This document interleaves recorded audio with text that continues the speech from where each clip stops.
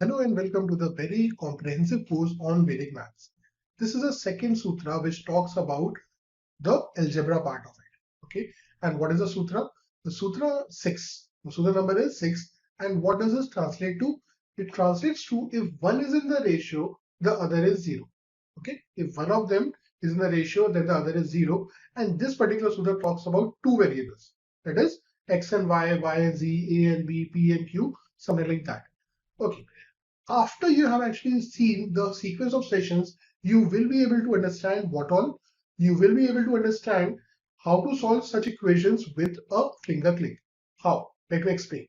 Here, 8 and 3 are in the ratio of 8 upon 3 and 48 upon 80. If we will try to minimize them, they would also be in the similar ratio. Something like this would, if I'll cut this up, I will be able to get 6 8s are and 6 3s are.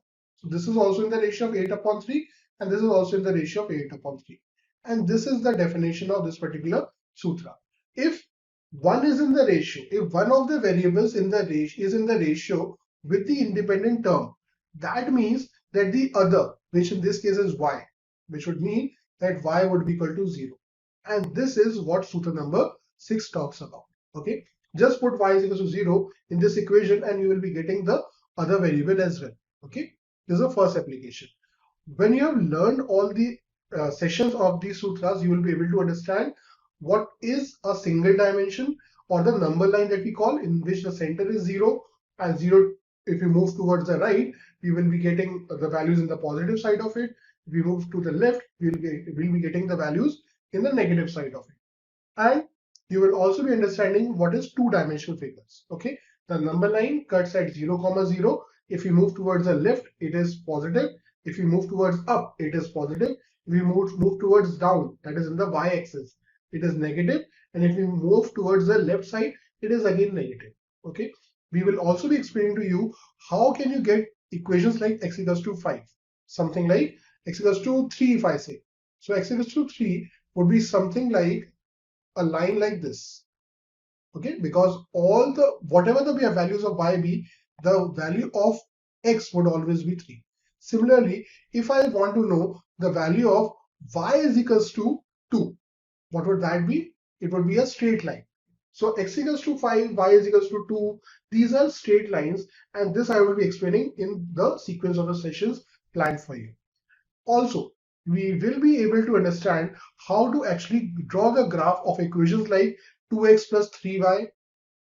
This equation is actually 2x plus 3y is equals to 6, or x plus y is equals to 3. The green line that you are seeing here is x plus y is equal to 3, and the red line that you are seeing here is 2x plus 3y is equal to 6. How to draw it will be explained in this particular sutra only.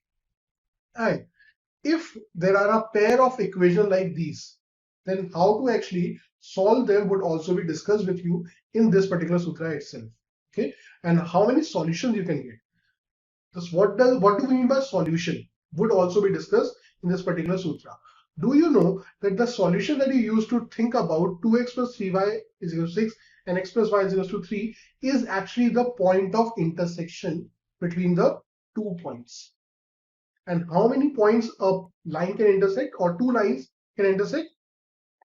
They can intersect at no solution, which is in the case of a parallel line. They can intersect at one solution, just like the case which happened here. That would be, they will be intersecting each other. And the third is if they are overlapping to each other. Everything in proper detail would be discussed in this particular sutra with you. We will also be discussing how to convert such equations into a actually language-based question into equations, and through the equations how to apply sutra number 6 and solve them. Everything would be discussed in this particular sutra with you.